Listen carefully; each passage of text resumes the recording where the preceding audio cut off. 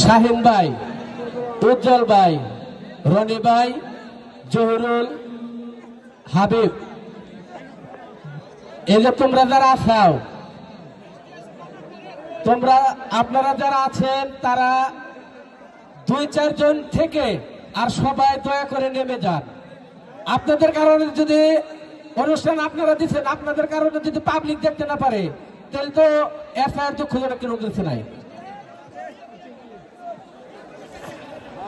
সেলফিতে আর দেশটা খাইলো, মনে করে হলে যে সেলফি উঠলি একেবারে কি জানি হয়ে গেলাম গা।